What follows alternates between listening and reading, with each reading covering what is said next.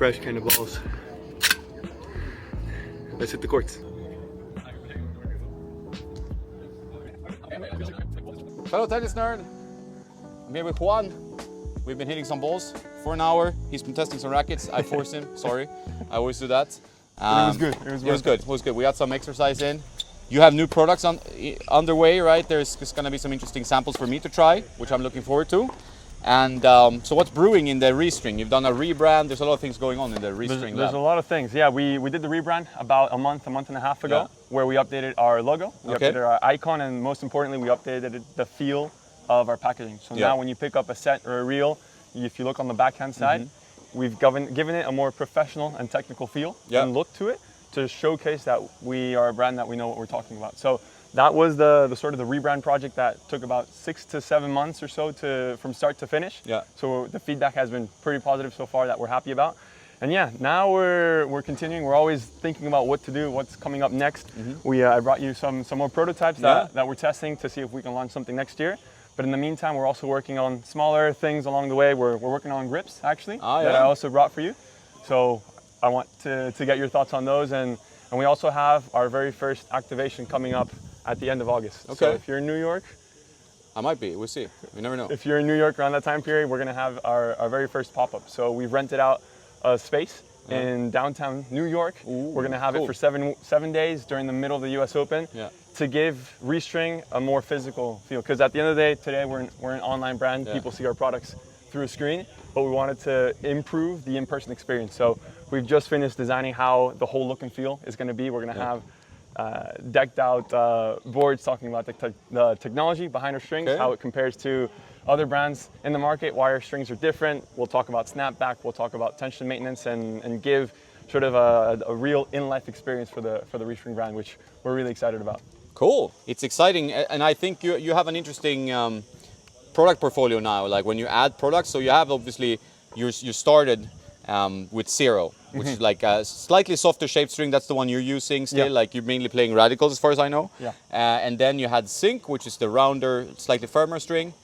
And then the Vivo, which became my favorite, which is a shaped string, kind of in between them in stiffness, right? And then you've had the Slap, which was supposed to be, we talked about it before, like a limited release, 6-sided string, but then people loved it, so you kind of had to We had to bring it back into the market. So you have 4 strings now, and then it's always, I guess, a question of like, where do you go next? Like you're covering a part of your portfolio. You want to do like 8-sided? Do you want to do like really aggressive triangular shape? Do you want to do like, how's your thinking process when you're going through all these decisions that you have to make? You have to make a lot of decisions when you release products, you know? It's a lot of decisions, and that's why we take a long time to develop a string.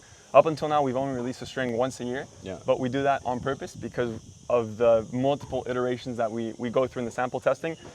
At the end of the day, we listen to our customer, like how we look at our product portfolio. It's what's the tennis player, what do they want, what are they emailing us about, meaning that they're missing in their game, and then we look at our portfolio as well, and making sure that when we release a new string, it doesn't overlap heavily with something that's already existing, because we want to make sure that when you look at our product portfolio and what we have, it's easy for you to say, okay, I'm looking for control, boom, you have Sync. I'm looking for a spin, you have Slap. You're looking for a crisp feel or power, you have other strings in the portfolio. So that's why we're very intentional that each string has its own specific plates, and then we listen to our customers with what we launch.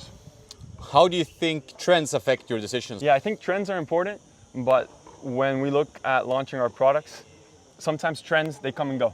There might be a trend for a couple of months, or it might be a trend for a year, and then it ends there.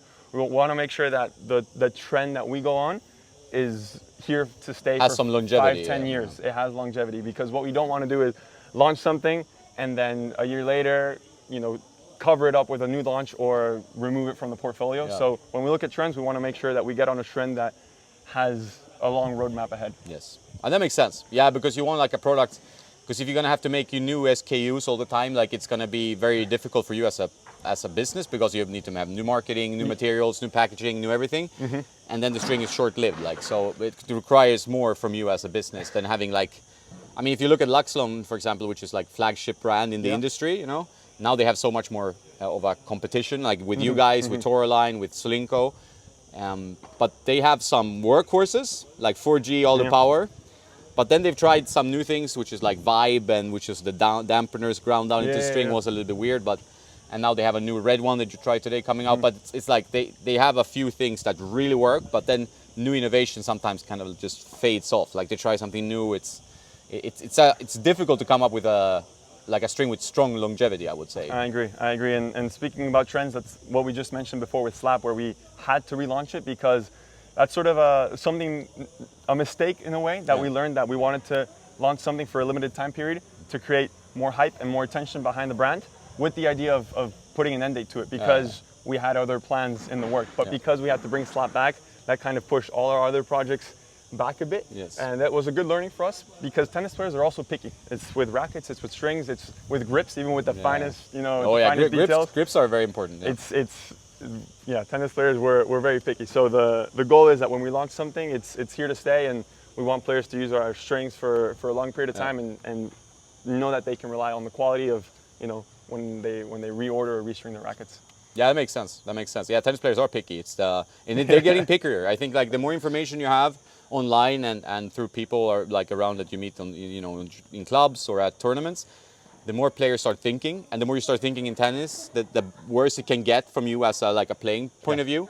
So sometimes too much information is not good. Yeah, right? it's a healthy balance, right? You need to know certain things. What characteristics does X, Y, and Z have? But at some point, it's the court, the tennis does the talking. Yeah, for sure. So now that you're doing grips as well, like what kind of grips are you going to do? Like focus on tacky grips? Like what grips do you like? You're not like a Torna guy, are you? No, I prefer tacky grips. I've always used the same 1 or 2 grips my whole life playing tennis. The reason I have a very sweaty hand, especially here, like when it's so humid and the sweat starts dripping down your hand, you want a grip that's going to be able to absorb and sustain all of that. So we're looking at a performance grip, essentially. A performance grip that is tacky, but the tackiness doesn't drop. We want to make sure that, kind of like our strings with tension maintenance, the tackiness stays for an extended period of time. We are working with our grips on a bit of a special formula. Kind of like our strings, we don't want them to be mainstream. We want them to stand out. So I'll show you in a bit in terms of what special element they have, and you can let me know how it feels and smells as well. Very cool. I'm excited. Like, it sounds like a fun journey. I mean, I know were in finance before. Yeah. Now you're doing this full time. How has that transition been for you, like on a personal plane, right? Like you moved from the US to Spain now. Yeah. It's a lot of things going on at the same time for you personally, right? Yeah, no, it's been a journey. At the same time, I'm really fortunate to be able to be in a position to dedicate all my time to reString. It's been many years of early mornings and late nights. I mean, 6 years essentially of working before work, going to work, and then working again in the evenings. Non-stop working. So I'm very fortunate, and now I moved to Madrid about a month ago. So I'm really happy to be there. My girlfriend's there, my parents are there, so I have a bit of a platform to rely on. And the goal is now to, if we've been able to get to this point and influence the market at some point in some way at this extent. Hopefully, with full time, you can do a bit of a bigger impact. So the goal is to go all out and do as much as we can to bring people into the brand. The pop-up that we're going to do at the end of August is sort of the kickstart of that whole new chapter that we're going into, and really bringing people into the reString community. Very cool, very cool. So reString, it's you, and then you have 2 guys, or is it 1? One more, Nick. Nick is based in Tokyo. So we both grew up in Japan. I moved there when I was 8, and I lived there for about 10 years. And then Nick, he has a really interesting background, born in Hong Kong, then moved to Australia, but now he's based in Japan. He's half Japanese, so he's been living there for the past 10 years. So we kind of work through all time zones. Before it was a 14-hour difference between DC and Tokyo, and now we have a 7-hour difference between Madrid and Japan. So a little bit easier probably, or a bit easier, but still complicated. Still complicated, a bit easier, but because we're 99% of our communication is online. So because of that, we always try to see each other at least once or twice a year. Yeah, you need to. We just went to the French Open a couple weeks ago, so it was really good seeing him. And then we'll see if, we'll see each other in New York in a month or so. I think personal connection. It's we're humans. We're getting more into AI and virtual chat tools and whatnot. And can do everything virtually. I still think people need human connection to make better decisions as a team, because your conversations in person versus your conversations on Slack or on Zoom, they are different, right? Yeah, and that's sort of the goal with the pop-up. We want to have our players, our community come in, because sometimes, most of the players, who's going to email the brand saying, hey, XYZ, it's a very small number of players. So the goal with the pop-up is to bring our customers in and talk let's talk about strains. Let's talk about the brand. What do you like? What do you want to see? We're getting a lot of requests for clothing, for example. So maybe that's something we're considering as well next year. So that's the goal, is to bring people in and to get that face-to-face interaction. Awesome. That sounds good. I hope to see you in New York. Best of luck to reString. More products to come. I'm going to be testing them, so I'm excited about that. It's always fun to test new products, especially if it comes from a place of innovation and not maybe like if you're copying, too much. But I like that you and also I think Toraline, you do a great job at like going your path and trying to do your thing. Yeah. But we also did obviously hit a lot. He did try P rackets for the first time, the famous Python, which will be called something else. You might know this by when the time this is out. You played both the 100 with the Vamos string, and then you played the 98 with the new Luxlon string. Obviously different strings is not optimal to test rackets, but at least it gave you a flavor of what they provide, and what did you think like from these two? No, actually I was very surprised. Like we had talked about before, I've never played with the Python. I haven't been able to get my hands on it. So no, they're a bit tough to get your hands on. So thank you for letting me play test, and I was surprised. Usually when you have a racket like this be hyped up, it's always too good to be true. Yeah. But no, I tried both. The 100 square inch was actually a really nice feel. For me, the backhand, I mean, for most players, it's always a tougher shot. I hit a pretty flat ball and it always falls in the net. With the 100, I felt like I could get a really good plow through. From the racket itself, the ball would go a bit smoother, slightly higher launch angle. So I was really surprised. Even though it's a powerful racket, I wasn't sailing the balls. That's, for example, what happens with me with the speed. Yeah. I feel like it's very hard for me to control the ball, even though it's a powerful racket. Yeah. With the Python, it wasn't like that. And the 100 for me was felt 10 out of 10. Like, it was really, really nice feel. I was surprised. Yeah, it's actually my favorite, and it's been a lot of people's favorite. I think people just naturally gravitate towards 98 because I think most players think they're better than they are, and most people like control, right? Yeah. So it's like, but then like the control you get with 100 is not bad at all. So it makes some sense. I was really surprised, especially when Jonas, you were pushing me out on the backhand every other ball. Like I was struggling to get it back, but surprisingly with this racket, I was able to get really good. Yeah, you got some good depth. So. Honestly, I like to get some movement in the video, so I think forcing people to move, it's good. I've been using the Radical for what, like 10, 15 years, so I think, maybe when the official color wave comes out, I'll see and consider it. Might work. Yeah, so the most logical choice for you being a Radical, is it Pro you're playing, or is it MP? Radical Pro. Yeah, so it's a bit heavier. This one is the new Extreme Pro, also strong colorway. We know Radicals are very orangey. This one, what did you think? Was more work? I liked it as well. Definitely more work. Maybe because I jumped from the Python to the Extreme. I felt like I had to work a bit more. Overall, not bad. I think it was not as mushy as previous models. I don't know if you felt the same way. Yeah. No, it's very solid. I think Hybor helps actually. It's much more back to the roots of older head rackets. I agree. And the spin was not bad as well. I feel like versus other models, you get a bit more pop off of it and less spin versus the previous model, but I was really happy with it. The forehand with this one, I think, was very smooth. Yeah. You have a big forehand. Very easy to rip. And you need to. So when you test a racket, would you say like you try to optimize for forehand or for backhand? It's the question, right? It's like, do you optimize your strength, or do you protect your shield even more? Yeah. For me, it's going with the strengths. The serve and the forehand is everything I have. If you hit to my backhand, I'm losing the point, hands down. So with this one, because the forehand works so well, I really enjoyed it. I agree. I think for strength is always the better one, because those are the ones that win you points, and then you have to work on your weakness. Because if you optimize for weakness, you might become like more mid as a player. I think it's good to optimize for strength. That's just my philosophy.